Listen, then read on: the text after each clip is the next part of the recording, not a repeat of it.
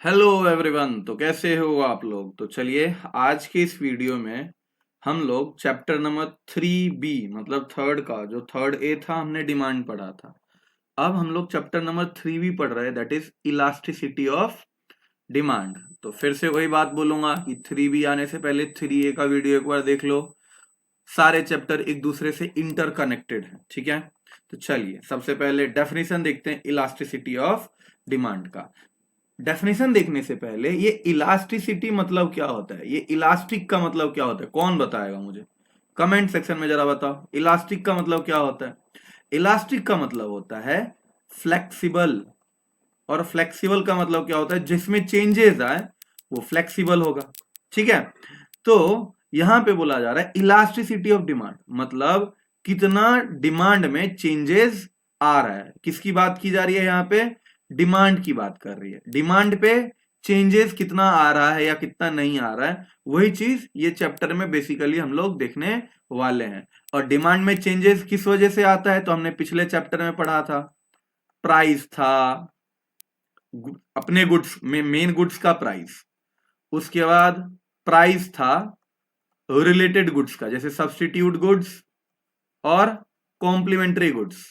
और क्या था, इनकम था। और क्या था, पॉपुलेशन था। और क्या था, एडवर्टीजमेंट था। बहुत सारे रीजन थे जिस वजह से डिमांड पे चेंजेस आ रहा था। ये चैप्टर में हम वही पढ़ेंगे कि डिमांड में तो चेंजेस आ रहा है, लेकिन कितने से चेंजेस आ रहा है वो ये इलास्टिसिटी ऑफ डिमांड चैप्टर हमको समझाने की कोशिश करेगा, ठीक है। तो चलिए general definition, elasticity of demand refers to the degree of responsiveness. Degree का मतलब यहां पे तुम बोल सकते हो कितने परसेंटेज से, कितने डिग्री से, ठीक है। परसेंटेज बोलो या प्रोपोर्शनेट बोलो, सबका मतलब एक होता है। मतलब डिमांड में कितने डिग्री से रिस्पॉन्ड हो रहा है, मतलब कितने परसेंटेज से, कितने डिग्री से चेंजेस आ रहा है डिमांड में of quantity demanded to a. किस वजह से डिमांड में चेंजेस आ रहा है, to a changes in factor such as price, income, price of related goods etcetera. इस वजह से जो चेंजेस आते हैं, कितने चेंजेस आ रहे हैं, यही मेजर करता है इलास्टिसिटी ऑफ डिमांड। तो ये जनरल डेफिनेशन है। अब बहुत सारे इकोनॉमिस्ट थे जिसमें से एक एल्फ्रेड मार्शल थे। उन्होंने क्या डेफिनेशन दिया हुआ है एक बार देख लो, और रट्टा ही तो मारना है, मीनिंग तुम लोग को समझ में आ ही गया होगा। पीए सैमुअल्सन का डेफिनेशन ज्यादा इजी लग रहा होगा एल्फ्रेड मार्शल के कंपैरिजन में, तो रट्टा मारने के टाइम में इनका ही डेफिनेशन याद कर लेना। तो price elasticity is the concept of measuring how much the quantity demand response to changing price. ये बेसिकली ना पीए सैमुअल्सन हो या एल्फ्रेड मार्शल हो, उन्होंने क्या ना प्राइस इलास्टिसिटी ऑफ डिमांड का एग्जाम्पल दिया है। लेकिन हमने एक बेसिक टर्म में जनरल डेफिनेशन लिखा हुआ है। अगर डेफिनेशन ना पूछे तो ये जनरल डेफिनेशन दिया हुआ है ना, वो मीनिंग के तौर पे लिख देना, ठीक है। चलो आगे चलते हैं। अब इलास्टिसिटी ऑफ डिमांड कितने टाइप के होते हैं, ठीक है। इलास्टिसिटी ऑफ डिमांड कितने टाइप के होते हैं, तो इलास्टिसिटी ऑफ डिमांड तीन टाइप के होते हैं, इनकम इलास्टिसिटी, क्रॉस इलास्टिसिटी और प्राइस इलास्टिसिटी। अब सर इनकम इलास्टिसिटी मतलब क्या होगा, कि इनकम के वजह से डिमांड में कितने चेंजेस आ रहे हैं उसको हम लोग क्या बोलेंगे, इनकम इलास्टिसिटी। अगर इसका फॉर्मूला मैं लिखूं ना, तो E Y is equal to percentage. अब ये चेंजेस, डेल्टा का मतलब क्या होता है, changes, percentage changes in quantity demand divided by percentage change, delta का मतलब चेंजेस इन। अब इनकम की बात करिए तो इनकम को वाई से डिनोट करते हैं, डी, डी का मतलब डिमांड, और y का मतलब क्या होगा, इनकम होगा।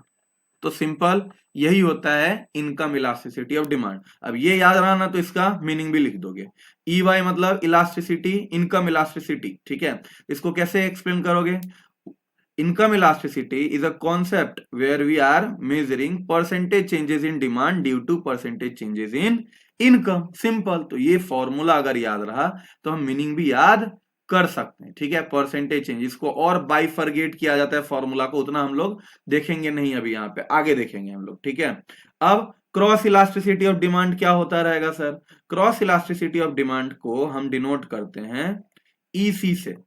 ईसी क्रॉस इलास्टिसिटी का मतलब क्या होता है, percentage change in quantity demand, percentage change in quantity demand of commodity A divided by percentage change in quantity, percentage changes in price of commodity B. Sir ये कुछ समझ में नहीं आया। क्रॉस इलास्टिसिटी का मतलब होता है कि रिलेटेड, यहां पे हमने इनकम इलास्टिसिटी का मतलब समझा कि इनकम के वजह से, इनकम के चेंज आने की वजह से डिमांड में कितना चेंज हो रहा है वो इनकम इलास्टिसिटी बता रहा है।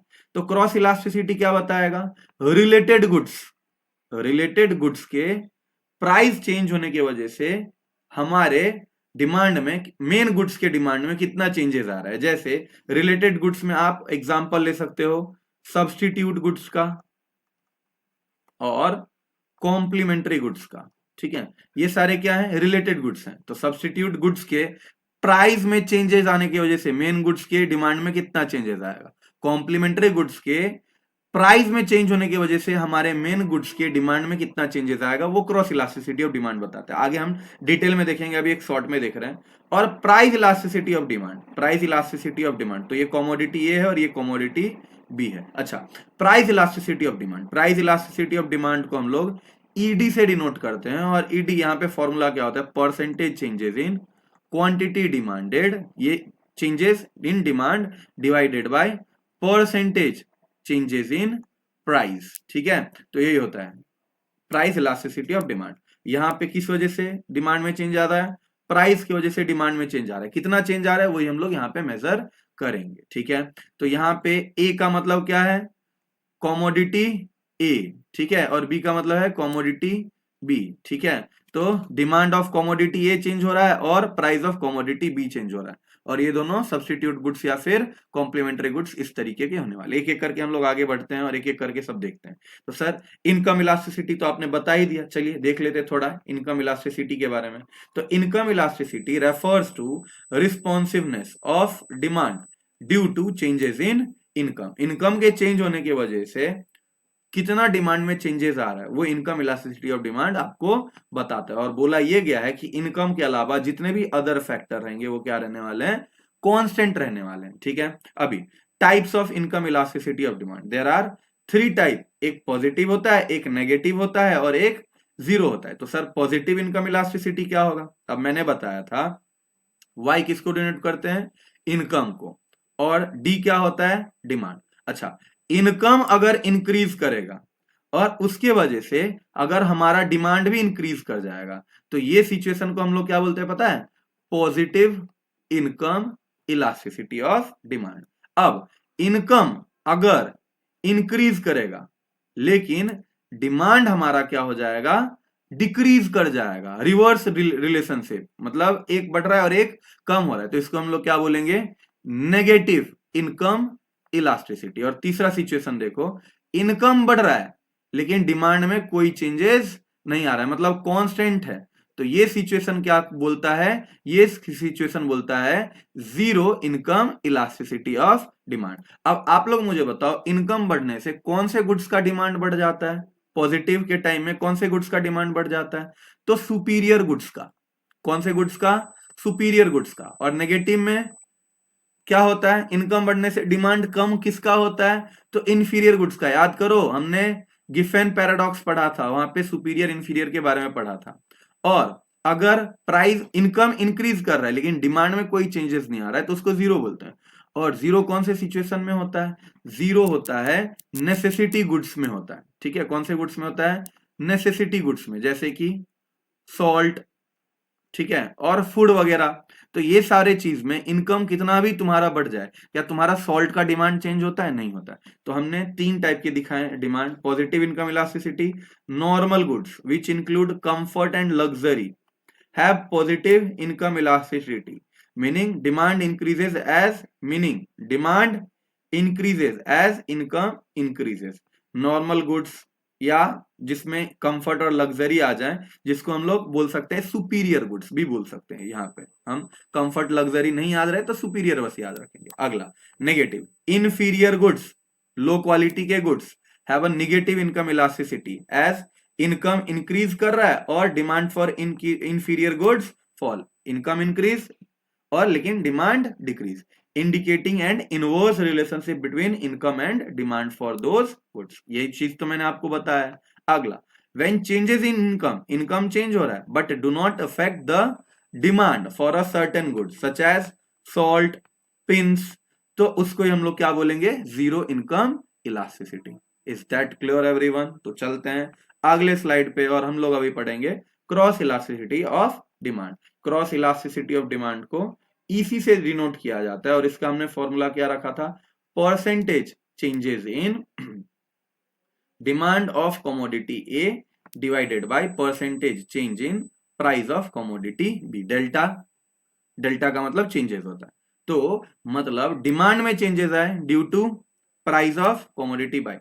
जैसे ए का एग्जांपल लेते हैं, ए लेते हैं पेप्सी और बी लेते हैं कोला, या ए लेते हैं समझो ए लेते हैं हम लोग समझो पेट्रोल, या फिर ए लेते, रुक जाओ, पेट्रोल की जगह पे ना बाइक लेते, ज्यादा अच्छे से समझोगे तुम। ए में बाइक ले रहे हैं, या फिर ए में बाइक लिया और बी में प्राइस किसका लेते हैं, फ्यूल का लेते हैं, पेट्रोल का लेते हैं। एक में लेते हैं, यहाँ पे ए में रखते हैं हम लोग, सपोज करो क्या रखे हैं, बुक, और बी कमोडिटी बी का प्राइस, तो कमोडिटी बी क्या है, तो कमोडिटी बी में क्या रखे हम लोग रखते हैं सॉल्ट, ठीक है। और इससे अब रिलेट करेंगे, यही से पूरा कहानी हो जाने वाला है, ठीक है। कहने का मतलब क्रॉस इलास्टिसिटी ऑफ डिमांड क्या होता है, तो cross elasticity of demand measure the responsive net, Kisna respond कर रहा है क्या, तो quantity demand for commodity x या फिर कमोडिटी ए, यहाँ पे ए बना दो इसको, due to changes in price of commodity by Y, मतलब ए के डिमांड में कितना चेंजेस आ रहा है, प्राइस ऑफ कमोडिटी बी के वजह से, ठीक है। तो अब यहाँ पे बोला गया, फिर एक्स के जगह पे यहाँ पे ए ले लो, मैंने ए बी लिया हुआ है, तो ऑब्वियस सी बात है हमें यहाँ पे ए और बी यहाँ पे लेना पड़ेगा। Commodity A and B can be substitute, commodity A और बी क्या हो सकते हैं, या तो सब्सटीट्यूट हो सकते हैं या तो कॉम्प्लीमेंट हो सकते हैं। जैसे कि यहाँ पे प्राइस और कोला क्या है, सब्सटीट्यूट गुड्स हैं, सब्सटीट्यूट कमोडिटी है। बाइक और फ्यूल क्या है, कॉम्प्लीमेंट्री गुड्स हैं, ठीक है। और बुक और सॉल्ट तो अनरिलेटेड गुड्स हो गए, लेकिन ये दो तो समझ में आ गया होगा कि पेप्सी और कोला हमने क्या लिया, सब्सटीट्यूट, बाइक और फ्यूल हमने क्या लिया, कॉम्प्लीमेंट लिया। चलो आगे अब हम लोग देखते हैं कि types of elasticity of cross elasticity of demand. तो तीन टाइप के होते हैं, ठीक है, ये भी तीन टाइप का होता है। एक होता है पॉजिटिव, ठीक है, एक होता है नेगेटिव, और तीसरा होता है हमारा जीरो, ठीक है, तीसरा होता है जीरो। चलो अब देखते हैं, तीनों का कहानी देखते हैं हम लोग, ठीक है।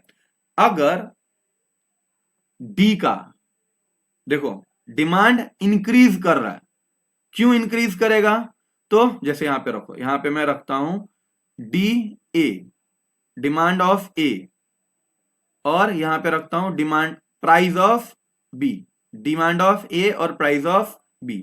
अगर डिमांड कोई ए गुड्स का इंक्रीज कर रहा है, क्यों इंक्रीज कर रहा है, प्राइस बी का बढ़ा इस वजह से, तो उसको क्या बोलेंगे हम लोग, positive cross elasticity of demand. ध्यान से सुनो, अब यहां पे ए पे पेप्सी रख लो, देखो यहां पे ए पे पेप्सी रख लो और बी पे कोला रख लो। देखो अब पीछे से पढ़ते हैं, कोको कोला का प्राइस बढ़ गया, उसकी वजह से क्या होगा, डिमांड पेप्सी का बढ़ेगा। समझो यहां पे एग्जांपल लेते हैं, यहां पे पेप्सी रखते हैं और यहां पे कोला रखते हैं, ठीक है। पहले पेप्सी का प्राइस समझो, दोनों का, पेप्सी और कोला का प्राइस 80 था, ठीक है। अब सब अचानक क्या हुआ कि कोला का प्राइस 80 से 100 हो गया और पेप्सी का प्राइस 80 का 80 ही है। तो कोला के प्राइस बढ़ने के वजह से क्या होगा, कोला के प्राइस बढ़ने की वजह से हमारे पेप्सी का डिमांड क्या हो जाएगा, बढ़ जाएगा। तो ये इसको ही हम लोग क्या बोलते हैं, positive cross elasticity of demand. और यहां पे कौन सा गुड्स आता है, सब्सटीट्यूट गुड्स होता है। दूसरा केस देखते हैं, दूसरे केस में ए के जगह पे हम लोग रखते हैं क्या, बाइक, और बी के जगह पे हम लोग क्या रखते हैं, पेट्रोल, ठीक है। समझो बाइक का डिमांड देखेंगे और पेट्रोल का प्राइस देखेंगे। पहले पेट्रोल समझो 100 था, अभी क्या हो गया, 150 हो गया। तो जब 100 था तो बाइक का डिमांड समझो 10 यूनिट ऑफ बाइक बिक रहे थे। अब मुझे बताओ, जब पेट्रोल का प्राइस 100 से 150 पे चला जाएगा तो बाइक के डिमांड पे कुछ इफेक्ट आएगा, ज्यादा होगा कि कम होगा, चलो जल्दी बताओ। तो आप लोग बोलोगे कि सर कम हो जाएगा, क्योंकि लोग सोचेंगे कि पेट्रोल का अगर प्राइस बढ़ जाएगा तो बाइक को यूज करने में खर्चा ज्यादा आएगा, तो इससे बढ़िया हम रिक्शा का ही यूज कर लेते हैं, बाइक वाइक परचेज नहीं करते, मतलब डिमांड नहीं करते। तो ये क्या हो गया, 10 से 8 हो गया। तो यहां पे पेट्रोल का प्राइस बढ़ रहा है और बाइक का प्राइस कम हो रहा है। देखो, तो बी क्या था, पेट्रोल था, पेट्रोल का प्राइस इंक्रीज करेगा और बाइक का डिमांड, ए क्या था, बाइक, कम हो रहा है। तो ये सिचुएशन में हम लोग क्या बोलते हैं, negative cross elasticity of demand. समझ में आया बात। और अगला जीरो में हम देखते हैं बुक का और सॉल्ट का प्राइस समझो इंक्रीज कर गया, तो क्या बुक के डिमांड पे कोई चेंजेस आएगा? बुक पहले भी 10 यूनिट परचेस किए जा रहे थे, मान के चलो अभी भी 10 यूनिट ही परचेस करे जाएंगे। तो यही होता है पॉजिटिव, नेगेटिव और zero cross elasticity of demand. अभी देखो लिखा कैसे है, तो substitute goods, a positive cross elasticity, substitute goods, ये क्या था, पेप्सी और कोला क्या था, सब्स्टिट्यूट गुड्स था। ये क्रॉस इलास्टिसिटी इंडिकेट करते हैं that increases in price of Y, Y मतलब यहाँ पे वाई देखो ना बार बार वही आ रहा है, ये बी और ये ए, बी के प्राइस में बढ़ने की वजह से ए के डिमांड में चेंजेस आ गया। ठीक है, अब कॉम्प्लीमेंट्री गुड्स क्या दिखाता है, नेगेटिव क्रॉस इलास्टिसिटी दिखा रहा है, मतलब प्राइस ऑफ बी के बढ़ने की वजह से डिमांड ऑफ ए में चेंजेस आ गया। देखो मैंने अभी जस्ट ऊपर बताया था तुम लोग को। और आगे देखो unrelated goods, a zero cross elasticity means that an increase in price of B, price B का बढ़ा लेकिन no changes in demand of A. ठीक है, तो इस तरीके से तुम इसको लर्न कर लोगे। ठीक है, अभी आगे चलते हैं।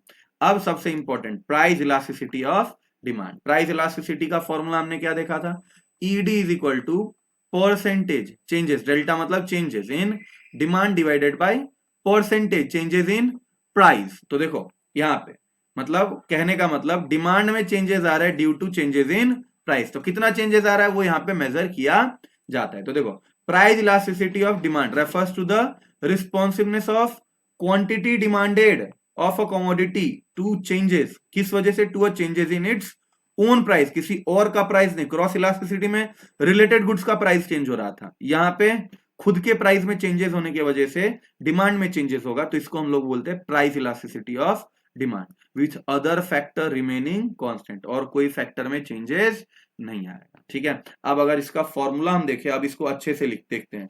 ईडी इज इक्वल टू हमने क्या देखा, परसेंटेज चेंजेस इन डेल्टा डी, परसेंटेज चेंजेस इन डेल्टा पी। ठीक है, इसको और अगर हम सिंप्लीफाई करें तो परसेंटेज को हटाने के लिए हम क्या करेंगे, delta D upon D divided by delta P upon P. और आगे अगर हम काम करेंगे तो क्या आएगा, देखो याद करो बचपन में पढ़ा होगा, ए बाय बी लिखा रहता था divided by C by D लिखा रहता था, तो आगे क्या होता था, A by B multiplied by D by C होता था। तो वही चीज यहां पे भी होगा, delta delta D divided by D multiplied by P upon delta P. ठीक है, ये हो जाएगा elasticity of demand, price elasticity of demand का फॉर्मूला। अब सर डेल्टा डी का मतलब क्या होता है, तो सर चेंजेस इन डिमांड। ठीक है, तो सर डी क्या होता है, sir original demand. Sir delta P क्या होता है, तो सर चेंजेस इन प्राइस। और सर पी क्या होता है, ओरिजिनल प्राइस। ठीक है, अब सर ये सब कुछ समझ में नहीं आ रहा है तो एक एग्जांपल ले लेते हैं ना। समझो यहां पे मैं रखता हूं प्राइस और यहां पे रखता हूं मैं क्वांटिटी डिमांडेड। समझो कोई भी कमोडिटी है, उसका प्राइस पहले 100 रुपया था और अभी 150 हो गया। ठीक है, ध्यान से देखना है यहाँ पे। और अब आते हैं क्वांटिटी डिमांड में, जब 100 रुपया प्राइस था तो लोग 15 यूनिट कोई भी चीज का डिमांड कर रहे थे। अब प्राइस ज्यादा हुआ तो डिमांड क्या होगा, कम होगा, तो 15 से मान के चलो 10 हो गया। अब sir percentage changes in quantity demand, अगर ये फॉर्मूला पे मुझे पुट करना रहेगा और मुझे प्राइस इलास्टिसिटी ऑफ डिमांड ढूंढना रहेगा, तो मैं डेल्टा डी के जगह पे क्या रखूंगा सर, तो डेल्टा डी के जगह पे मैं देखूंगा कि चेंज कितने से हो रहा है। पहले कितना था, 100 था, अभी 150 हुआ। तो चेंजेस कितने से हुए? पहले 100 रुपए से तुम्हारे पास, अब 150 रुपए हो गए। कितना बदलाव हुआ, कितना बढ़ा तुम्हारे पास? तो 50 रुपया। तो यहाँ पे 50 लिख दो, डिवाइडेड बाय था कितना पहले? तो सर पहले ना 100 था, देखो यहाँ पे 100 था। अरे यार मैं डिमांड की बात कर रहा हूँ, डिमांड को देखेंगे, प्राइस बाद में। डिमांड पहले कितना था सर? डिमांड पहले 15 था और मिल हुआ कितना? 10 हो गया। मतलब कम हुआ ना सर, कम हुआ ना? कितना कम हुआ? 5 कम हुआ। तो जितना से कम हुआ उतना यहाँ पे लिख देंगे 5। और पहले कितना था? तो सर पहले ना 15 था, तो यहाँ पे 15 लिख दीजिए। चेंज कितने से हुआ सर? 15 था, 10 हो गया, मतलब 5 से चेंज हुआ। और पहले कितना था? तो 15 था, तो वो लिख दिया।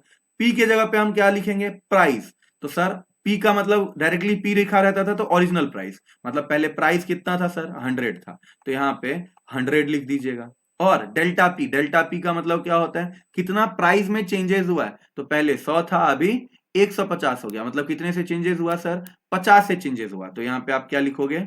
50 लिख दोगे, ठीक है। अब इसको कैलकुलेट करिए सर, यहाँ पे देखिए 5 2 जा और यहाँ पे 5 3 जा। तो सर कितना आया? तो सर 2/3 आया, ठीक है। अब अगर 2/3 को हम डिवाइड करें, 2 को 3 से डिवाइड करें तो 3 0 जा, फिर पॉइंट यहाँ पे डालेंगे तो 0 आएगा, तो 3 6 जा 18, ठीक है।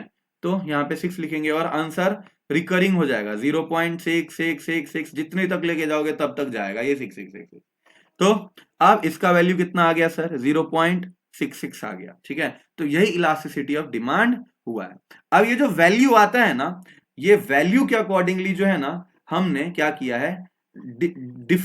डिस्टिंग्विश किया हुआ है, डिवाइड किया हुआ है types of price elasticity of demand. तो टोटल ना 5 टाइप के इलास्टिसिटी ऑफ डिमांड होते हैं। चलो मैं यहाँ पे फटाफट लिख ही देता हूं, ठीक है। तो एक होता है आपका यूनिटरी, ठीक है। उसके बाद होता है रिलेटिवली इलास्टिक, फिर होता है आपका रिलेटिवली इन इलास्टिक, फिर होता है परफेक्टली इलास्टिक, और फिर होता है आपका परफेक्टली इन इलास्टिक। तो ये 5 टाइप से प्राइस इलास्टिसिटी ऑफ डिमांड को डिवाइड कर दिया गया है, ठीक है। Division types of price elasticity of demand. अगर वैल्यू ईडी का जो वैल्यू अभी 0.66 आया ना, वैसे ही अगर वैल्यू ईडी का 1 आया तो वो यूनिटरी इलास्टिक कहलाता है। इसको थोड़ा रब कर दे रहा हूं मैं यहां से।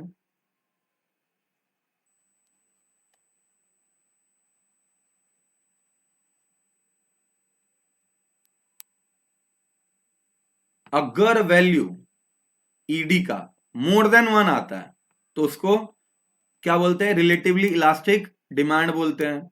अगर वैल्यू ईडी का मतलब इलास्टिसिटी ऑफ डिमांड का लेस देन 1 आता है तो वो रिलेटिवली इन इलास्टिक डिमांड होता है। ये ऑब्जेक्टिव में पूछा जाता है, तो ये वैल्यू याद कर लेना आप लोग। परफेक्टली इलास्टिक, तो सर ईडी का वैल्यू कितना होगा? इनफिनिटी होगा, ठीक है, मतलब काउंट ही नहीं किया जा सकता है, तो परफेक्टली इलास्टिक होता है। और अगर ईडी का वैल्यू 0 होता है तो उसको हम लोग क्या बोलते हैं? Perfectly inelastic demand. Is that clear everyone?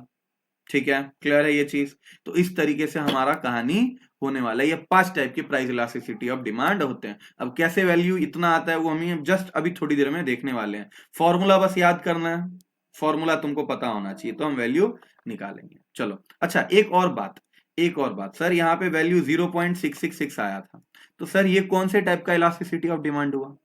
Unitary, relatively in elastic, elastic, perfectly elastic, perfectly in elastic. Sir यहाँ पे ना वैल्यू 1 से कम आ रहा है मुझे, तो 1 से कम जब आता है तो वो क्या होता है? Relatively in elastic. तो ये थर्ड वाला क्राइटेरिया यहाँ पे आ गया। अब आगे देखते हैं, ठीक है। तो ये देखो डेफिनेशन एल्फ्रेड मार्शल का दिया, इसको भूल ही जाओ अभी, ठीक है। चलो अभी type of price elasticity of demand detail में देखेंगे। यूनिटरी इलास्टिक, ईडी क्या होने वाला है? 1। तो यहाँ पे देखो जनरली अगर फॉर्मूला बात करें, ईडी का formula elasticity of price elasticity of demand की, तो percentage changes in demand divided by percentage changes in price, यही होता है इलास्टिसिटी ऑफ डिमांड का फॉर्मूला। यहां पे यूनिटरी इलास्टिक के बारे में बताया गया। When percentage changes in quantity demand is equal to percentage changes in price. मतलब समझो कि अगर डिमांड में 10% से चेंजेस हुआ और प्राइजेस में भी कितने परसेंटेज से, सेम परसेंटेज से चेंजेस आए, तो उसको क्या बोलते हैं, यूनिटरी इलास्टिक डिमांड। मतलब 10% डिवाइडेड बाई 10% कितना हो जाएगा, 1% हो जाएगा। ठीक है, और 10% डिवाइडेड बाई 10% वैल्यू 1 हो जाएगा। तो ऐसे ही हमने देखा था ना पिछले स्लाइड में, तो ईडी इज इक्वल टू 1 कैसे हो गया, समझ में आ गया। अभी देखो सर डायग्राम कैसे बनाएंगे, समझो। डायग्राम है ये एक्स एक्सिस, ये वाई एक्सिस। एक्स एक्सिस पे हम लोग क्वांटिटी डिमांड को रखते हैं और वाई एक्सिस पे हम लोग प्राइस को रखते हैं। समझो कि पहले प्राइस यहां पे था, P2 पे था, ठीक है। तब प्राइस जब ज्यादा तो डिमांड क्या होता था, कम होता था। प्राइस हमारा, क्वांटिटी डिमांड हमारा कितना था, Q1 था। ऐसे हम लोग इसको ड्रॉ कर लिए। यहाँ ये पॉइंट पे हमारा डिमांड हो रहा था। अभी समझो कि यहां से 6 सेंटीमीटर नीचे, मान के चलो 6 सेंटीमीटर नीचे प्राइस चला गया, P1 पे चला गया, तो क्वांटिटी डिमांड भी कितना बढ़ेगा, 6 सेंटीमीटर ही यहाँ पे बढ़ जाएगा। Q1 से Q2, P2 से P1 प्राइस गया और क्वांटिटी डिमांड Q1 से Q2 पे गया। तो इस तरीके से ये पॉइंट यहाँ पे बन के आ जाएगा। और अगर हम डायग्राम बनाए तो ये क्या बन रहा है, ये डिमांड का कर्व इस तरीके से बन रहा है। और इस तरीके का डायग्राम देखो तो यहाँ पे एक रेक्टेंगल और यहाँ पे एक रेक्टेंगल दिख रहा है जिसका एरिया एकदम सेम है, दिख रहा है। यहाँ पे एक रेक्टेंगल और यहाँ पे एक रेक्टेंगल, एरिया सेम लग रहा है। तो इसी वजह से इसको हम लोग क्या बोलते हैं पता है, रेक्टेंगुलर हाइपर भोला, बोला, ठीक है, बोला बोलते, भोला मैंने बोला याद करने की। तो रेक्टेंगुलर हाइपर बोला। तो देख लो यहाँ पे। अब आगे आते हैं, अगला है relatively elastic demand. Sir relatively elastic demand, उसका वैल्यू हमने देखा था, ED is greater than 1। Sir यहाँ पे क्या होगा, when percentage changes in quantity demanded is greater. मतलब ये जो डिमांड हो रहा है इसमें चेंजेस क्या होगा, ज्यादा होगा। जैसे यहाँ पे डायरेक्टली लिख रहा हूं मैं, परसेंटेज चेंजेस इन डिमांडेड, मतलब 15%, मान के चलो 15% हो रहा है, और प्राइस में बस चेंजेस 10% से हो रहा है। मतलब डिमांड में ज्यादा चेंज और प्राइस में कम चेंज। तो वो सिचुएशन को हम लोग क्या बोलते हैं, रिलेटिवली इलास्टिक डिमांड। अब इसको अगर डिवाइड करिएगा तो कितना आएगा, 1.5 आएगा। ठीक है, तो यही होता है रिलेटिवली इलास्टिक डिमांड। अगर इसके डायग्राम के ऊपर बात करें तो इसका डायग्राम पहले देखने दो। अच्छा, रिलेटिवली इलास्टिक का भी यहीं पे डायग्राम बनाना है। तो देखो यहाँ पे मैं डायग्राम बनाता हूँ, देखो यहाँ ये x, ये y, ठीक है।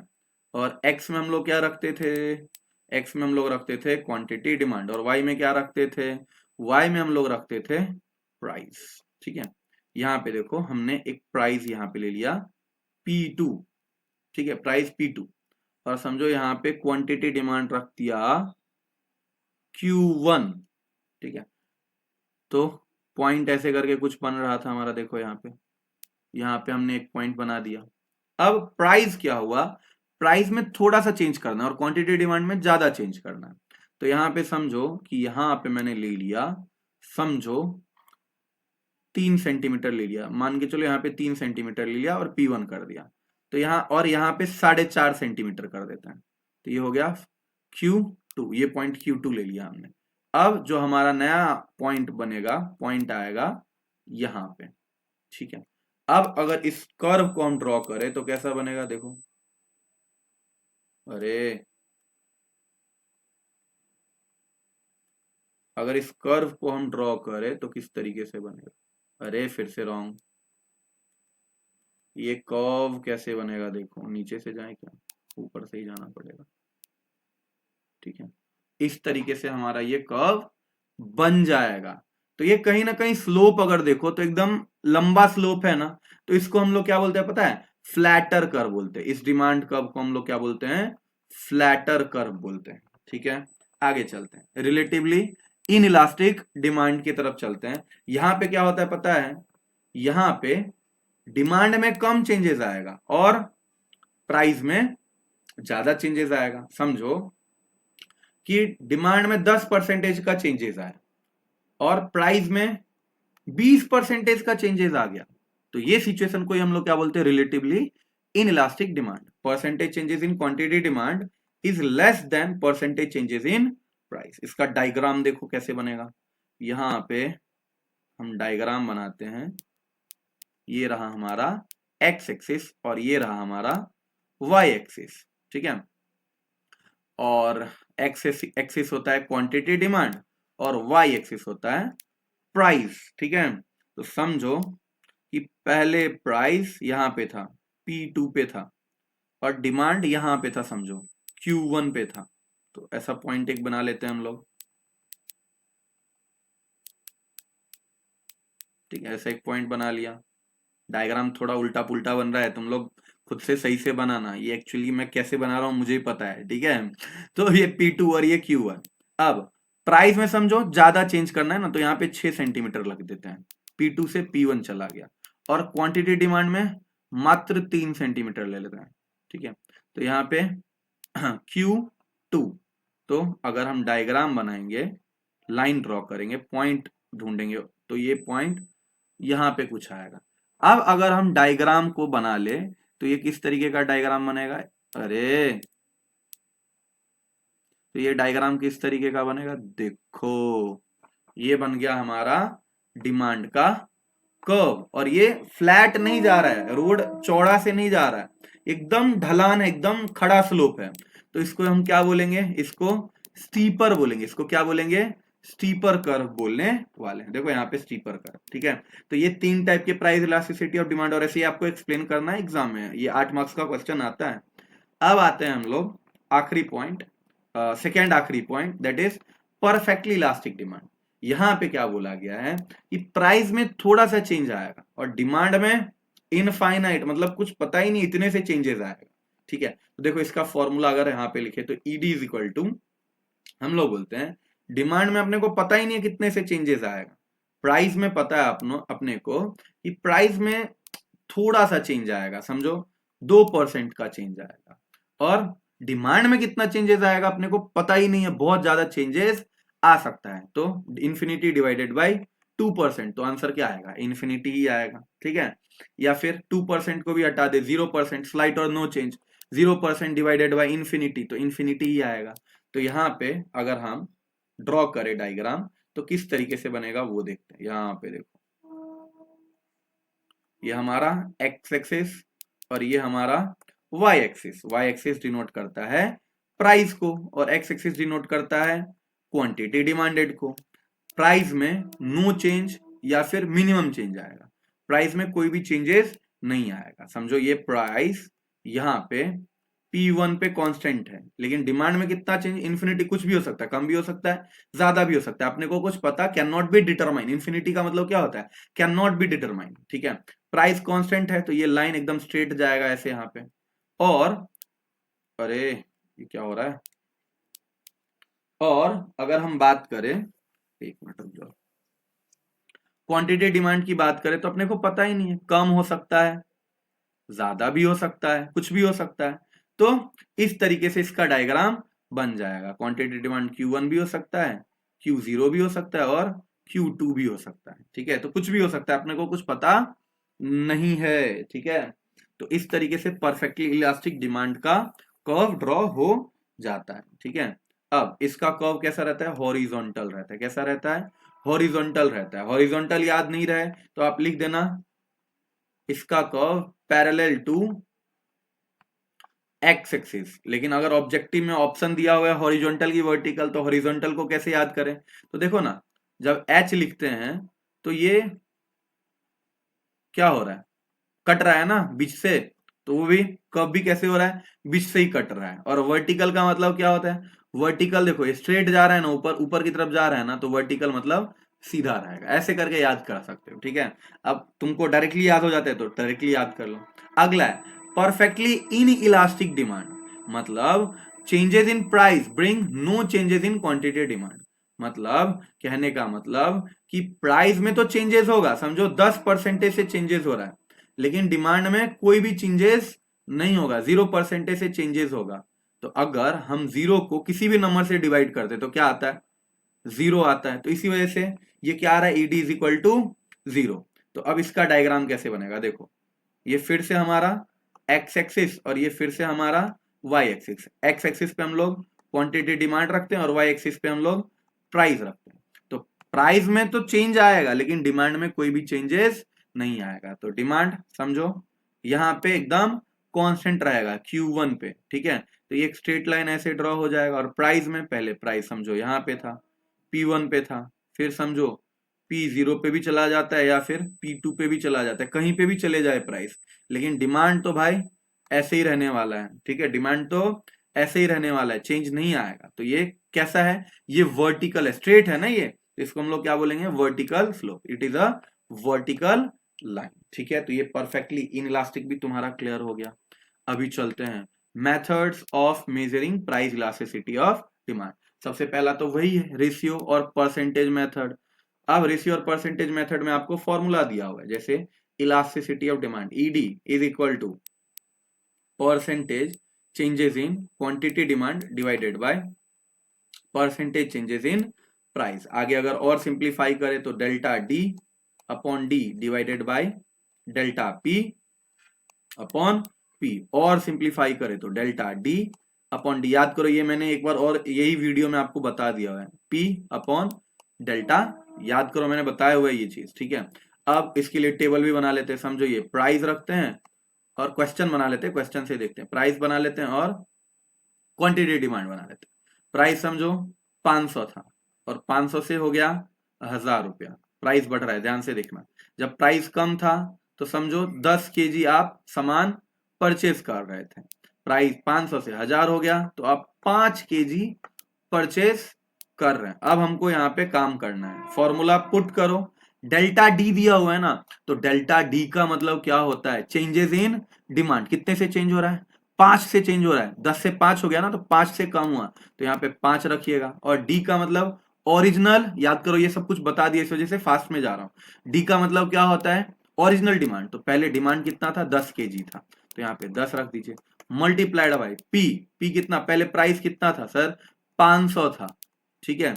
और सर प्राइस कितने से चेंज हो गया है, तो सर फिर 500 से, पहले 500 था प्राइस और अभी चेंज कितने से हुआ है, तो सर 500 से चेंज हो गया है। तो सर अभी क्या करें सर, ये दोनों तो हो जाएगा क्रॉस, ठीक है, 500 500 क्रॉस हो जाएगा। और ये 5 टू जा तो 1/2, 1/2 का मतलब क्या होता है, 0.5। तो आंसर कितना आया, 0.5, which is ED is less than और ग्रेटर देन, तो लेस देन 1, ठीक है। तो लेस देन 1 कब रहता है, याद करो, लेस देन 1 कब रहता है, जब रिलेटिवली इन इलास्टिक डिमांड रहता है। इसके बिहाफ पे हम लोग ये बोल सकते हैं कि भाई प्राइस में क्या हुआ है, प्राइस में ज्यादा चेंजेस आया है लेकिन डिमांड में उतना चेंजेस नहीं आया है। समझ में आया बात, तो इस तरीके से अपना कहानी चलने वाला, ठीक है। अभी हम लोग अगले स्लाइड पे चलते हैं और अगले स्लाइड पे हम लोग देखेंगे total expenditure method. Total expenditure या फिर इसको हम लोग बोलते हैं टोटल आउटले। अच्छा एक और चीज, जितने भी ये मेथड्स दिए हुए ये किसने दिए हैं, प्रोफेसर एल्फ्रेड मार्शल। कौन से बुक में, तो प्रिंसिपल ऑफ इकोनॉमिक्स। कौन से ईयर में ये बुक आया था, तो 1890 में। 3 मेथड्स दिए हुए आपके बुक में, एक रेशियो मेथड जो हमने पिछले स्लाइड में देखा, अभी दूसरा हम लोग पढ़ रहे हैं टोटल एक्सपेंडिचर मेथड, और तीसरा अगले स्लाइड में पढ़ेंगे ज्योमेट्रिक मेथड या पॉइंट मेथड।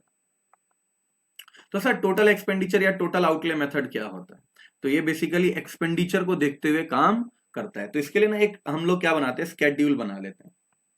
यहां पे हम लोग रख रहे हैं समझो प्राइस, यहां पे रख रहे हैं हम लोग क्वांटिटी डिमांड, ठीक है। उससे भी पहले मैं आपको पूछूंगा, अगर आपको एक्सपेंडिचर काउंट करना रहता है, बचपन में पढ़ा होगा, तो एक्सपेंडिचर का फॉर्मूला क्या होता था, याद करो, प्राइस मल्टीप्लाइड बाय क्वांटिटी। अगर समझो आपको बोला कि तुमने 5 एप्पल परचेज किए तो कितना खर्चा हुआ तुमको, और एक एप्पल का तुमको बता दिया कि प्राइस 100 है, तो 5 एप्पल परचेज किया तो कितना खर्चा हुआ, 500। तो एक्सपेंडिचर यहाँ पे 500, प्राइस 100 मल्टीप्लाइड बाई 5। तो इस तरीके से फॉर्मूला होता था। तो यहाँ पे एक कॉलम बनाएंगे हम लोग प्राइस का, एक कॉलम बनाएंगे हम क्वांटिटी डिमांडेड का, एक कॉलम बनाएंगे हम लोग टोटल एक्सपेंडिचर का, ठीक है, और एक कॉलम बनाएंगे इन दोनों के बीच में रिलेशन देखने वाले हैं हम लोग, ठीक है।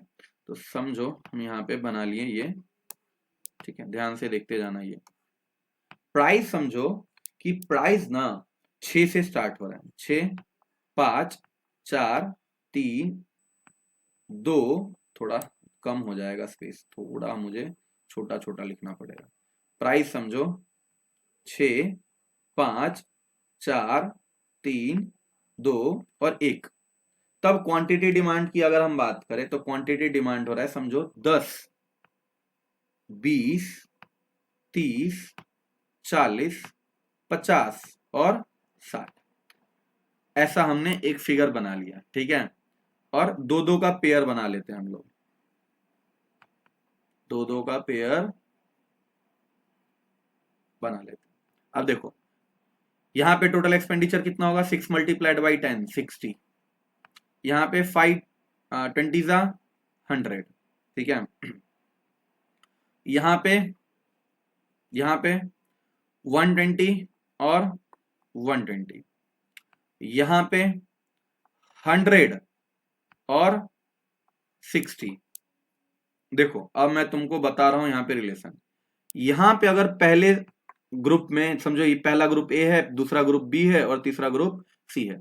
यहाँ पे क्या हो रहा है, प्राइस कम हो रहा है और एक्सपेंडिचर, प्राइस कम हो रहा है और एक्सपेंडिचर 60 से, प्राइस 6 से 5 हो रहा है और एक्सपेंडिचर 60 से 100 हो रहा है, एक्सपेंडिचर बढ़ रहा है। ध्यान से सुनना ये बात को। बी वाले सिचुएशन में क्या हो रहा है, प्राइस 4 से 3 हो रहा है, प्राइस कम हो रहा है, यहां भी प्राइस कम हो रहा है लेकिन एक्सपेंडिचर क्या है, कांस्टेंट है, ठीक है। अब तीसरे वाले सिचुएशन को ध्यान से देखो, यहां पे क्या हो रहा है, प्राइस यहां पे भी कम हो रहा है 2 से 1 और एक्सपेंडिचर क्या हो रहा है, वो भी कम हो रहा है, ठीक है। तो अब ये तीनों सिनेरियो को अब रिलेट करते हैं और यहां पे देखते हैं, जब टोटल एक्सपेंडिचर कांस्टेंट रहे, प्राइस में चेंजेस आ रहा है, प्राइस में चेंजेस आ रहा है, 4 से 3 आ रहा है, लेकिन टोटल एक्सपेंडिचर क्या है, कांस्टेंट है, तो ये टाइम में हम ईडी का वैल्यू क्या मानेंगे, 1 मानेंगे। और ईडी का वैल्यू 1 मतलब यूनिटरी इलास्टिक डिमांड, ठीक है। अब अगला देखो, total expenditure increases as price fall, price कम हो रहा है और एक्सपेंडिचर क्या हो रहा है, इंक्रीज कर रहा है, तो हम क्या बोलते हैं उसको, ईडी इज ग्रेटर देन 1। अब देखो यहाँ पे प्राइस यहाँ पे कम हो रहा है और एक्सपेंडिचर बढ़ रहा है, एक्सपेंडिचर क्या हो रहा है, बढ़ रहा है, तो ये सिचुएशन में हम क्या मानते हैं, ईडी इज ग्रेटर देन 1, तो इसको हम लोग क्या बोलते हैं, रिलेटिव इलास्टिक, ठीक है। अगला सी वाला सिचुएशन देखते हैं, यहाँ पे प्राइस कम हो रहा है और देखो total expenditure decreases as price fall, तो ये सिचुएशन में हम क्या मानते हैं, ईडी इज लेस देन 1, और ये कब होता है, रिलेटिव इन इलास्टिक डिमांड। समझ में आया बात। तो टोटल एक्सपेंडिचर मेथड कैसे हुआ, टोटल एक्सपेंडिचर मेथड एक्सप्लेन करता है प्राइस और टोटल एक्सपेंडिचर के रिलेशन को।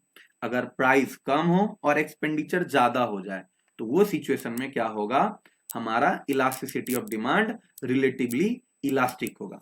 प्राइस कम, दूसरा सिचुएशन प्राइस कम हो लेकिन टोटल एक्सपेंडिचर में कोई चेंजेस ना आए तो उसको हम लोग क्या बोलेंगे, यूनिटरी इलास्टिक डिमांड। अब देखो तीसरा सिचुएशन, प्राइस कम हो लेकिन हमारा टोटल एक्सपेंडिचर भी कम हो जाए तो वो सिचुएशन में हम क्या बोलेंगे, रिलेटिवली इन इलास्टिक डिमांड। तो सर परफेक्टली इन इलास्टिक और परफेक्टली इलास्टिक का क्या हो गया, ये जो टोटल एक्सपेंडिचर मेथड में है ना, हम यहाँ पे 3 टाइप के ही कैलकुलेट कर सकते हैं, 3 टाइप के ही हम लोग क्या कर सकते हैं, इलास्टिसिटी काउंट कर सकते हैं, प्राइस इलास्टिसिटी ऑफ डिमांड ढूंढ सकते हैं। और दो जो परफेक्टली इलास्टिक और परफेक्टली इन इलास्टिक है इसको हम लोग कैलकुलेट नहीं कर सकते हैं। तो ये टोटल एक्सपेंडिचर आई होप तुमको समझ में आया होगा। अभी आगे चलते हैं और आगे है ज्योमेट्रिक या फिर उसको हम लोग पॉइंट मेथड भी बोलते हैं। अब ये मेथड क्या बोलता है पता है, कि तुमको अगर नंबर दे दिया जाए तो ठीक है तुम टोटल एक्सपेंडिचर से या फिर रेशियो प्रोपोर्शनेट मेथड से कैलकुलेट कर लोगे, लेकिन अगर हमको डायग्राम में ही ढूंढना रहे कि इस पर्टिकुलर पॉइंट पे कौन से टाइप का इलास्टिसिटी ऑफ डिमांड है, तो इसी मेथड को हम लोग बोलते हैं ज्योमेट्रिक मेथड की हेल्प से हम लोग ये कैलकुलेट कर सकते हैं। तो measure elasticity at specific point on the demand curve, जैसे एक कर्व में बना रहा हूं, देखो ये एक्स एक्सिस है और ये वाई एक्सिस है। एक्स एक्सिस पे समझो क्वांटिटी डिमांड और वाई एक्सिस पे समझो प्राइस, और एक कर्व बना देते हैं हम ऐसा, देखो यहाँ, ठीक है। इसको थोड़ा और खींचना पड़ेगा हमें क्योंकि कर्व बड़ा बन गया, ये कर्व को थोड़ा खींचना पड़ेगा। देखो यहाँ पे तक, यहाँ तक खींच दिया, तो ये कर्व हमारा बन के तैयार हो गया। ये डिमांड कर्व है समझो, ठीक है, ये डिमांड कर्व है। अब इस यहां से यहां तक का समझो जो डिस्टेंस है वो 8 सेंटीमीटर का है, मतलब ये एक पॉइंट ये है। अब देखो ध्यान से देखो, मैं बना रहा हूं,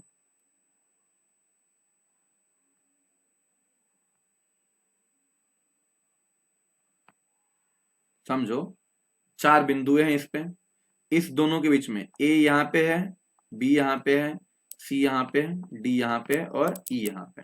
अभी आपको पूछा कि ए पॉइंट पे कौन से टाइप का इलास्टिसिटी ऑफ डिमांड है, पी पॉइंट पे कौन से इलास्टिसिटी ऑफ डिमांड है, सी पे क्या है, डी पे क्या है और ई पे क्या है।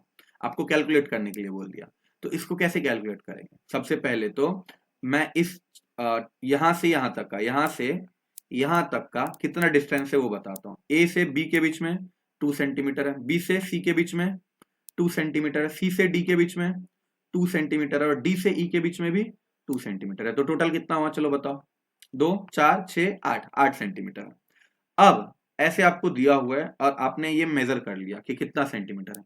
अब इसके मेजरमेंट से ही हमारा काम होने वाला है। ज्योमेट्री या पॉइंट मेथड में हम क्या करते हैं, सिंपली फॉर्मूला इसका होता है ED is equal to lower segment upon upper segment. नीचे है वो और ऊपर क्या है वो, इसको देखते हुए हम लोग काम कर लेते हैं। तो चलो सर पॉइंट ए के ऊपर बात करते हैं। पॉइंट ए यहाँ पे है, इसके नीचे कितना सेंटीमीटर है सर, इसके नीचे ना कुछ भी नहीं है, 0 है। तो ऊपर 0, लोअर सेगमेंट में 0, और सर अपर सेगमेंट में कितना है, तो सर 8 है। देखो ना 2 4 6 8, 8 है। तो 0/8 कितना होता है सर, 0/8 होता है, 0 में किसी भी नंबर को डिवाइड करेंगे तो 0 होता है, तो यहाँ पे 0 लिख दो। तो ए के पॉइंट पे क्या आया, elasticity of demand is equal to 0। अच्छा सर ईडी 0 कब होता है, तो ईडी 0 होता है सर जब परफेक्टली इन इलास्टिक डिमांड होता है। सर बहुत बढ़िया, सर बहुत बढ़िया से हम काम कर रहे हैं। अब सर पॉइंट बी पे क्या होगा, चलो पॉइंट बी पे बता दो। बी के नीचे कितना है, तो सर बी के नीचे 2 है, और सर ऊपर कितना है, तो सर ऊपर ना मुझे दिख रहा है 6 सेंटीमीटर है। 2 2 4 और 2 6, 6 सेंटीमीटर है। अगर सर इसको डिवाइड करेंगे ना तो सर कितना आएगा, तो सर 0.3333 आएगा। तो अगर हम बात करें तो यहाँ पे ईडी इज लेस देन 1 है, और ईडी लेस देन 1 कब होता है, तो सर ईडी लेस देन 1 होता है जब रिलेटिवली इन इलास्टिक डिमांड होता है। अब सर पॉइंट सी के ऊपर आते हैं। पॉइंट सी पे भी फॉर्मूला वही अपलोड करते हैं, लोअर अपन अपन। तो सर लोअर 4 सेंटीमीटर है और अपर भी 4 सेंटीमीटर है, तो सी के पॉइंट पे हम 4/4 करेंगे, तो आंसर क्या आएगा 1। Sir ED is equal to 1 कभी हमने पढ़ा था, ईडी इज इक्वल टू 1 हमने यूनिटरी इलास्टिक के टाइम में पढ़ा था। तो सर ईडी 1 सी पॉइंट पे क्या होगा, यूनिटरी इलास्टिक होगा। सर अभी एक और चीज मुझे बताइए, सर यहाँ पे पॉइंट डी पे क्या होगा, तो सर पॉइंट डी पे ना, एक मिनट रुक जाओ, पॉइंट डी पे ना लोअर सेगमेंट कितना है, तो सर लोअर सेगमेंट ना 6 सेंटीमीटर है, और सर अपर सेगमेंट कितना है, तो सर 2 सेंटीमीटर है। तो आंसर कितना आएगा सर, 3 आएगा, मतलब 3 ग्रेटर देन 1। तो यहाँ पे हम लिखेंगे ईडी इज ग्रेटर देन 1, और ईडी इज ग्रेटर देन 1 कब रहता है सर, तो जब रिलेटिवली इलास्टिक डिमांड होता है। और सर अब पॉइंट ई का भी काम कर ही लेते हैं। पॉइंट ई पे क्या है सर, लोअर सेगमेंट 8 सेंटीमीटर है। कितना है सर, 8 सेंटीमीटर है।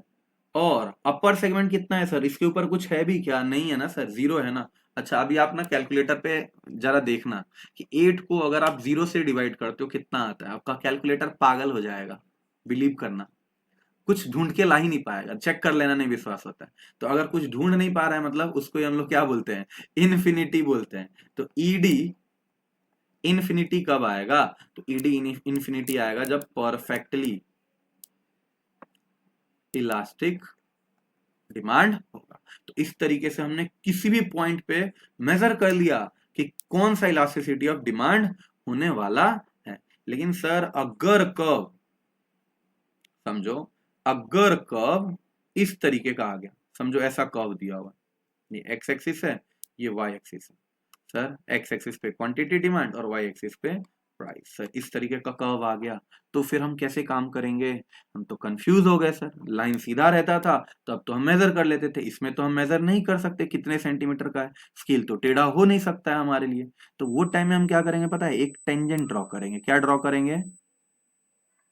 टेंजेंट ड्रॉ करेंगे, मतलब एक लाइन इस सर्कल के सेंटर को टच करता हुआ नीचे जाएगा, ठीक है। और इसका आप देखो ऊपर तुमको क्या लग रहा है, ज्यादा लग रहा है कि नीचे ज्यादा लग रहा है?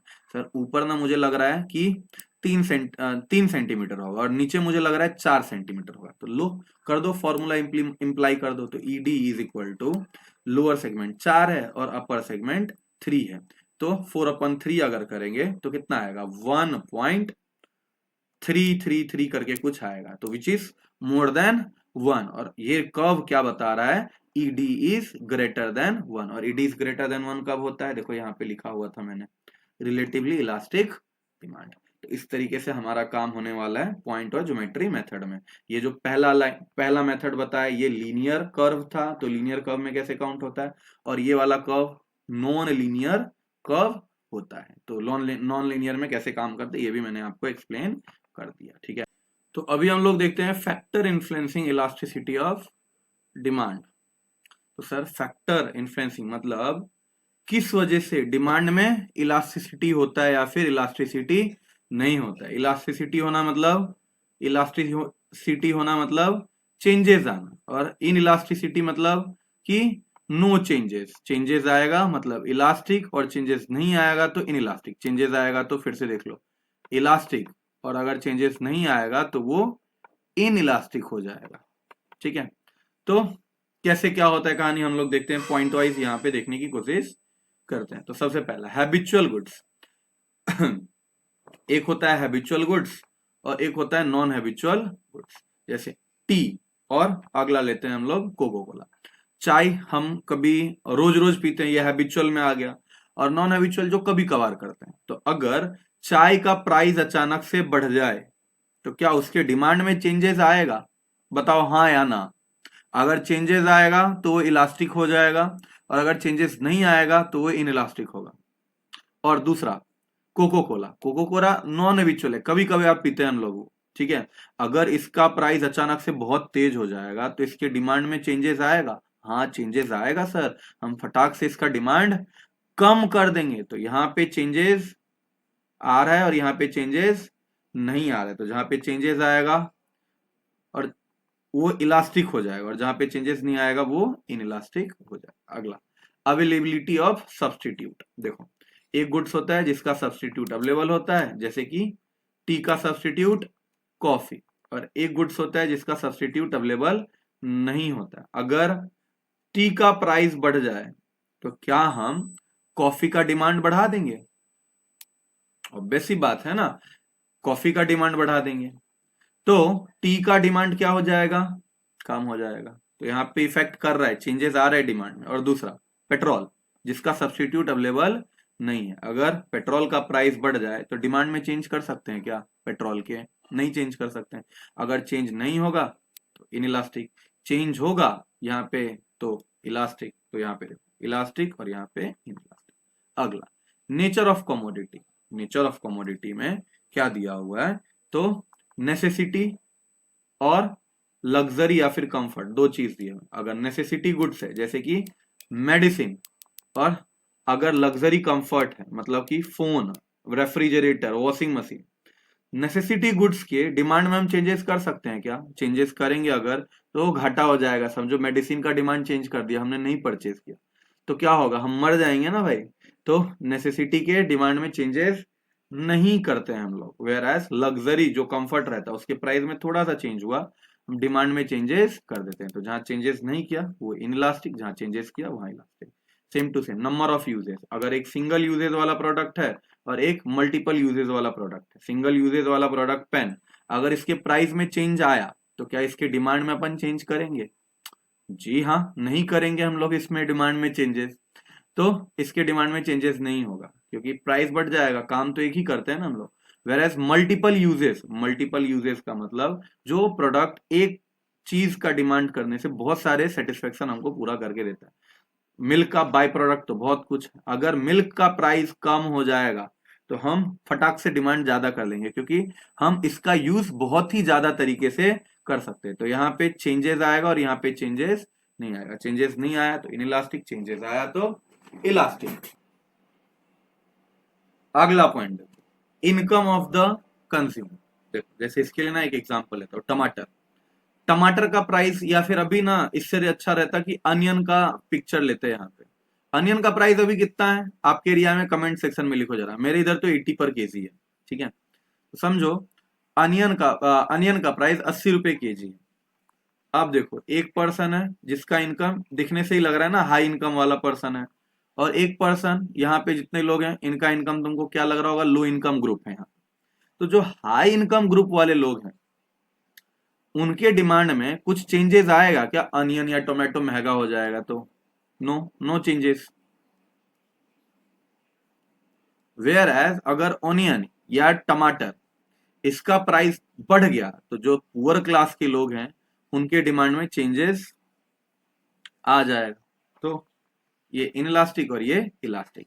आप एक्सप्लेन कैसे करोगे? आप एक्सप्लेन करोगे, पॉइंट लिखोगे, income of the consumer if high income group there will be elastic demand, and if low income then inelastic demand. ऐसे करके बस एक्सप्लेन कर देना आप, ज्यादा कुछ नहीं, ये पिक्चर से रिलेट करके आप लिख दोगे आगे। प्राइस रेंज, अगर price range high price range वाले गुड्स हैं और एक लो प्राइस रेंज वाले गुड्स है। एग्जांपल देखो, ये एयर कंडीशनर और लो प्राइस में मार्कर। अगर समझो एसी का प्राइस 20,000 था और अचानक से इसका प्राइस 15,000 हो गया, क्या इसके डिमांड में चेंजेस आएगा? और दूसरा एग्जांपल लेता हूं, मार्कर, इसका प्राइस 10 रुपया था, 5 रुपया हो गया, डिमांड में चेंज आएगा क्या? नहीं आएगा। देखो हाई प्राइस रेंज वाले गुड्स के डिमांड में चेंजेस आएगा इफ इसका प्राइस कम हो जाएगा, और यहाँ पे चेंजेस नहीं आएगा। तो चेंजेस नहीं आया वहां पे इनइलास्टिक, जहां पे चेंजेस आए वो इलास्टिक। कॉम्प्लीमेंट्री गुड्स, देखो जैसे कॉम्प्लीमेंट्री गुड्स का एग्जांपल लेते हैं, बैट और बॉल। बैट का कॉम्प्लीमेंट्री बॉल, क्रिकेट बॉल, ठीक है। अब ये बैट है, समझो बैट पहले मिलता था 2,000 रुपए का एक बैट, अभी अचानक से हो गया 1,000 रुपए का। तो क्या होगा? बॉल के डिमांड में चेंजेस आएगा ना, आएगा ना। अगर 1,000 रुपए का हमारा बैट हो जाएगा तो लोग बैट का डिमांड करेंगे, और बैट का डिमांड करेंगे तो खाली हवा में थोड़ी उड़ाएंगे बैट, बॉल खरीदेंगे ना। तो अगर कॉम्प्लीमेंट्री गुड्स रहता है तो डिमांड में चेंजेस आता है, वेयर एज कॉम्प्लीमेंट्री गुड्स नहीं रहता है तो डिमांड में चेंजेस नहीं आता है। तो यहाँ पे ये होगा इलास्टिक। अगला ड्यूरेबिलिटी, एक होता है पेरिसेबल गुड्स और एक होता है नॉन पेरिसेबल गुड्स। पेरिसेबल जो थोड़े दिन में ही खराब हो जाएगा, और नॉन पेरिसेबल जो लंबे समय तक टिका रहेगा। अब जो पेरिसेबल गुड्स हैं, अगर समझो ये एप्पल है, इसका प्राइस 200 रुपए में मिल रहा था, अचानक से 50 रुपए का हो गया, डिमांड चेंज करेंगे, लेकिन क्या ज्यादा चेंज करेंगे हम डिमांड? 50 किलो खरीद लेंगे क्या? नहीं खरीदेंगे। क्यों नहीं खरीदेंगे? क्योंकि अगर ज्यादा खरीद लिया तो खराब हो जाएगा, कितने दिन तक रहेगा? तो यहाँ इन इलास्टिक होगा, ठीक है, यहाँ पे नो चेंजेस होगा। और अगर रेफ्रिजरेटर या वॉशिंग मशीन इसका प्राइस चेंज हुआ तो इसमें ट्रेमेंडस इंपैक्ट आएगा डिमांड में, ठीक है। तो ये इलास्टिक हो जाएगा। तो ये इनइलास्टिक और ये इलास्टिक। अगला प्रोपोर्शन ऑफ इनकम स्पेंड, अगर हम कम प्रोपोर्शन इनकम स्पेंड कर रहे हैं किसी भी चीज पे, कोई चीज खर्चा है हमारा, और जहां पे हम हाई इनकम, यहाँ पे हाई इनकम है और यहाँ पे लो इनकम। अब हाई इनकम किस पे खर्चा करते हैं हम लोग? फास्ट फूड खाते हैं, उस पर बहुत ज्यादा खर्चा करते हैं ना हम लोग। और low income, low proportion of income, जैसे न्यूज़पेपर, ये तो 5 रुपए का रहता है, 5 पर, ठीक है। अब अगर समझो फास्ट फूड का एक बर्गर का प्राइस 100 रुपए से 200 रुपए हो जाएंगे, तो क्या करेंगे हम? डिमांड में चेंज करेंगे कि नहीं करेंगे? तुम लोग बताना। वेयर एज अगर न्यूज़पेपर है 5 रुपए से 10 रुपया हो गया, तो क्या हम डिमांड में चेंज करेंगे? इस पे ज्यादा खर्चा हो रहा है तो हम डिमांड में चेंज ऑब्वियसली कर देंगे, लेकिन इसमें चेंज नहीं करेंगे। तो चेंज कहाँ हो रहा है? यहाँ पे। तो इलास्टिक नहीं हो रहा है, वहां पे इनइलास्टिक। अगला, अर्जेंसी ऑफ नीड्स। एक गुड्स होता है अर्जेंट गुड्स और एक होता है not urgent goods. Urgent goods जैसे मेडिसिन, जिसको हम टाल नहीं सकते, और नॉट अर्जेंट जिसको हम टाल सकते हैं। यहाँ पे डिमांड हम टाल नहीं सकते, कुछ भी हो जाए, प्राइस कुछ कितना भी हो जाए, डिमांड चेंज हम लोग नहीं कर सकते। वेयर एज अगर फोन की बात करें, समझो ये तो आउटडेटेड पिक्चर लिया 14, अभी तो 15 16 क्या क्या आ गया भगवान जाने। तो ये अगर अब आज के टाइम में आईफोन 14 का प्राइस क्या हो गया होगा? कम हो गया होगा, 1,40,000 नहीं होगा ये, 1 लाख के नीचे आ गया होगा ये आई गेस। अगर कम हो जाएगा तो डिमांड चेंज होगा कि नहीं होगा? बेस्ट सी बात है, चेंज होगा। यहाँ पे चेंज नहीं हो रहा था, यहाँ पे चेंज हो रहा है। तो जहाँ पे चेंज होगा और जहाँ पे चेंज नहीं होगा, यहाँ पे चेंज नहीं हो रहा है तो इनइलास्टिक, जहाँ पे चेंज हो रहा है वहां पे इलास्टिक। इस तरीके से आपको एक्सप्लेन करना है। अब इसको कैसे एक्सप्लेन करेंगे? देखो मैं आपको कॉन्सेप्ट समझा रहा हूँ, लिखने का तरीका नहीं समझा रहा हूँ। लिखोगे कैसे? when there is urgency of need to consume goods, then it is elastic demand, और वाइस से हुआ था। बस इतना एक्सप्लेन कर दो, हो गया कहानी। एग्जाम्पल लिख दो मेडिसिन का, फोन का। तो एग्जाम्पल से आप याद रखोगे और फिर उसको सॉल्व पे हम लोग देखेंगे। Importance of elasticity of demand. तो इंपॉर्टेंस में सबसे पहला इंपॉर्टेंस किसको मिलता है? तो प्रोड्यूसर को मिलता है। किसको मिलता है? प्रोड्यूसर को मिलता है। क्या प्रोड्यूसर को मिलेगा? कितना प्राइस किसी भी गुड्स का रखे, या प्राइस में किसमें चेंजेस किया जा सकता है या फिर नहीं किया जा सकता है। अगर वो जो गुड्स प्रोड्यूस कर रहा है वो इलास्टिक है और उसने अपने प्राइस में चेंजेस कर दिया, तो क्या होगा? डिमांड एकदम ही नहीं होगा। वेयर एज अगर समझो कि उसका गुड्स इन इलास्टिक है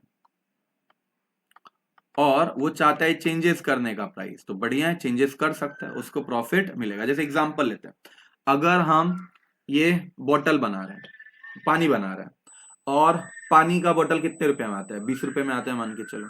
अगर समझो मैं चाहता हूं इसको 30 रुपए कर देने का, ये फ्लिंटन कंपनी है, भगवान जाने कौन सी कंपनी है, फ्लिंटन कंपनी की बोतल है, 20 रुपए में आती है। मैं चाहूंगा अपने प्रोडक्ट का प्राइस 5 रुपया बढ़ा देने का, तो क्या होगा?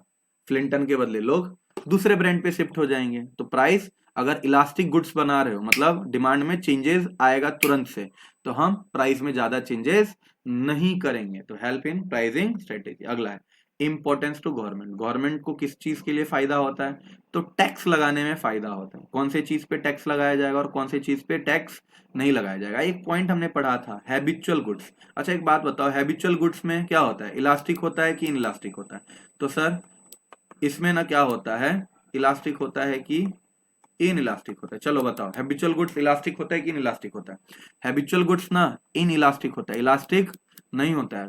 प्राइस कितना भी हैबिचुअल गुड्स पे बढ़ा दो लेकिन डिमांड चेंज नहीं होगा। जैसे अल्कोहल, अल्कोहल का प्राइस कितना भी बढ़ा दो डिमांड में कोई चेंजेस नहीं होगा। तो गवर्नमेंट क्या करती है? इन सारी चीजों पे टैक्स ज्यादा लगाती है। समझ में आ रहा है टैक्स लगाने का कैसे फायदा होता है गवर्नमेंट को, ये इलास्टिसिटी ऑफ डिमांड पढ़ के।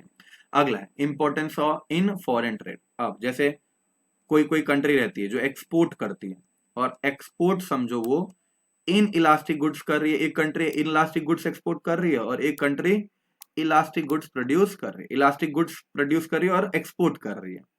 तो इन इलास्टिक गुड्स अगर एक्सपोर्ट कर रही है तो वो अपने प्राइस में चेंजेस कर सकता है, बढ़ा सकता है। वेयर एज अगर इलास्टिक गुड्स प्रोड्यूस कर रही है तो उसमें चेंजेस नहीं कर सकते प्राइस में। अगर चेंजेस करेंगे तो दूसरी कंपनी से लोग अपना इंपोर्ट करने लगेंगे। जैसे ऑयल मेकिंग कंपनी है, ऑयल क्या है? इलास्टिक है कि इन इलास्टिक है? इलास्टिक है कि इन इलास्टिक है? सर इन इलास्टिक है।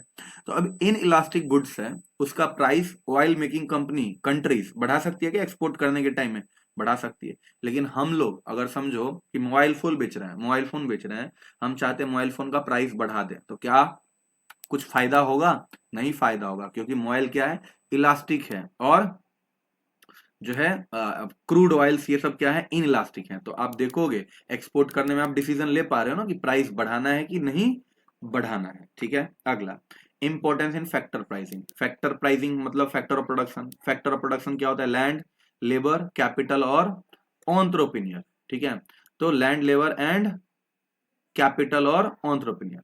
अब हम अगर समझो लेबर ने स्ट्राइक कर दिया हमारे पास आके, और वो बोल रहा है कि हमारी मांगे पूरी करो और हमारा प्राइस बढ़ाओ, क्या हम उसका प्राइस बढ़ा सकते हैं? कब बढ़ाएंगे? जब हम इलास्टिक गुड्स प्रोड्यूस कर रहे हैं, बेच रहे हैं, कि इन इलास्टिक प्रोड्यूस बेच रहे हैं? तो सर जब हम इन इलास्टिक गुड्स बेच रहे हैं तो हम लेबर का प्राइस बढ़ा सकते हैं, कैपिटल का भी प्राइस बढ़ा सकते हैं, क्योंकि जितना प्राइस बढ़ेगा फैक्टर प्रोडक्शन का, ओवरऑल प्राइस बढ़ जाएगा गुड्स का, और ओवरऑल प्राइस बढ़ जाएगा तो अगर इन इलास्टिक रहेगा तो डिमांड में कोई चेंजेस नहीं आएगा। वेयर एज अगर इलास्टिक रहेगा तो प्राइस अगर बढ़ जाएगा हमारा तो डिमांड में ट्रमेंडस चेंज आएगा। तो लेबर अगर बोल रही है प्राइस बढ़ाने के लिए तो हम तब बढ़ा सकते हैं जब हमारा गुड्स इन इलास्टिक है। अगर इलास्टिक रहेगा तो हम प्राइस नहीं बढ़ाएंगे लेबर का। अगला देखो, पब्लिक यूटिलिटी। गवर्नमेंट ना सब्सिडी देती है और नेशनलाइज करती है कुछ चीजों को जो बहुत इंपॉर्टेंट है सर्वाइवल के लिए। जैसे कि एग्जांपल लेते हैं रेलवे का। अगर रेलवे क्या इलास्टिक है कि इन इलास्टिक है? तो सर रेलवे ना इन इलास्टिक है, मतलब रेलवे के बदले कोई और चीज यूज किया नहीं जा सकता। अगर रेलवे अचानक से प्राइस बढ़ा दे अपना, तो हम क्या कोई और मोड ऑफ ट्रांसपोर्टेशन में शिफ्ट हो जाएंगे? नहीं शिफ्ट हो पाएंगे। तो रेलवे अगर प्राइस बढ़ा देगा तो इम्पैक्ट बहुत ज्यादा हो जाएगा आम लोगों के ऊपर। तो कहने का मतलब क्या है कि ये सारा चीज अपने अंडर लेती है, मतलब नेशनलाइज कर देती है, क्योंकि अगर ये सब प्राइवेट लोगों के कंट्रोल में आ गया तो वो मनमाना प्राइस अपना इसका बढ़ा देंगे। तो इस वजह से उन्होंने क्या बोला है कि नेशनलाइज करते कुछ चीजें गवर्नमेंट के अंडर। ठीक है, तो इस तरीके से हमने ये पूरा चैप्टर पढ़ लिया। आई होप आपको ये वीडियो समझ में आया होगा। मिलते हैं अगले वीडियो में।